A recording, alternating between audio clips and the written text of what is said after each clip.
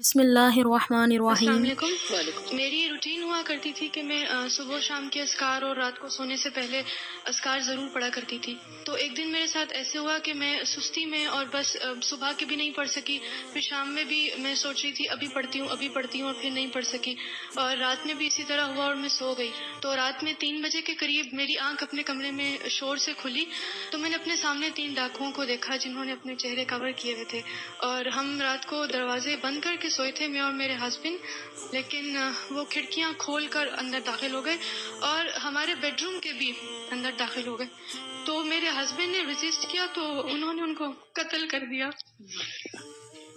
اس گھر میں ہم دونوں اکیلے رہتے تھے اور میرے ساتھ میری ایک چھوٹی نند تھی۔ تو جو سب سے پہلی بات میرے ذہن میں آئی وہ یہ کہ میں نے حفاظت کی دعائیں نہیں پڑھی، میں نے اذکار نہیں پڑھے، اور اس وقت جس طرح ہم سو کر اٹھے تھے بغیر دوپٹے کے وہ بیڈ روم کے اندر،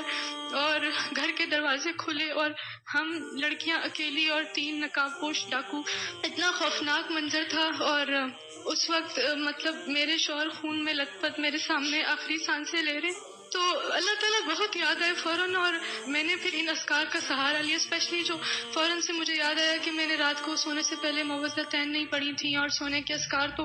فوراً سے وہ میری زبان پر الحمدللہ اللہ تعالیٰ نے میرے ذہن میں ڈالا اور جاری ہو گئے۔ اور ایسے ہوا کہ وہ کچھ ایسے کنفیوز ہو گئے وہ ڈاکو کہ پتہ نہیں وہ چوری کرنے آئے تھے یا ان کے دشمن تھے، ہمیں کچھ نہیں پتا، لیکن وہ اس کے آگے کچھ نہیں کر سکے، اور کنفیوژن میں ایک کے چہرے سے نقاب کے گیا، ایک کے جوتے وہیں رہ گئے اور وہ بھاگ گئے،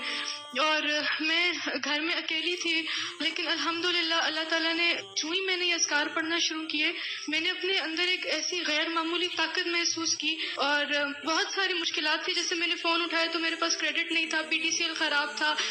کوئی نہیں تھا اس وقت میں، لیکن اس مشکل سچویشن میں فوراً سے مینج کرنا، گھر والوں سے رابطہ کرنا، پھر اپنے ہسبینڈ کی میں نے ان کی روح نکلتے ہوئے اپنے سامنے دیکھی، اور یہ اذکار کا ساتھ تھا کہ میں اس وقت میں اسٹیبل رہی، پھر ان کو ہاسپٹل لے کر گئی تو بھاگتے ہوئے جو چیز سب سے پہلے مطلب مجھے سامنے نظر آئی وہ قرآن تھا، اور میں نے اپنے ہاتھ میں پکڑا اور اپنے ہسبینڈ کو لے کے ہاسپٹل گئی تو ڈاکٹرز نے ان کی ڈیتھ کو کنفرم کر دیا۔ اور جو ہی مطلب ڈاکٹرز نے پوچھا کہ یہ آپ کے کیا لگتے ہیں، میں نے بولا یہ میرے ہسبینڈ ہے، تو انہوں نے کہا یہ تو ایکسپائر ہو چکے۔ میرے ہاتھ میں قرآن تھا اور سب سے پہلے میں نے قرآن کھولا، اور یہ جو ہم سورہ آل عمران اور یہ والی ساری آیات فوراً سے میرے سامنے آئی۔ تو کہنے کا مقصد یہ ہے کہ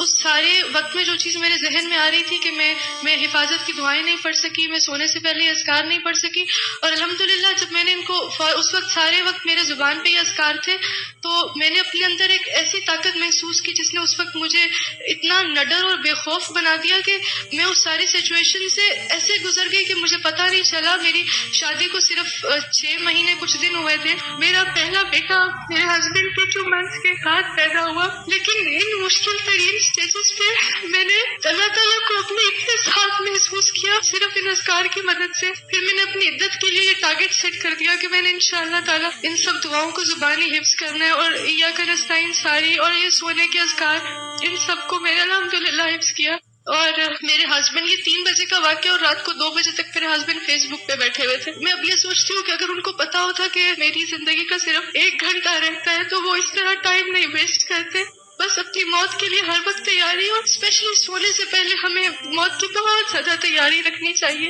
اور اب الحمدللہ میں نے ان اذکار کو اپنا اوڑھنا بچھونا بنا دیا ہے، اور جب میں ان کو پڑھتی ہوں تو میں بہت زیادہ سیکیور فیل کرتی ہوں، اور اگر کبھی یہ مجھ سے مس ہو جائے تو میں کانفیڈنٹ نہیں ہوتی ہوں، میں بہت انسیکیور فیل کرتی ہوں۔ اور یہ آپ نے بہت درست بات کہی کہ رات کو سوتے وقت ہمیں نہیں پتا ہوتا کہ ہمارے آس پاس کیا ہو رہا ہے، ہم بے خبر ہوتے ہیں،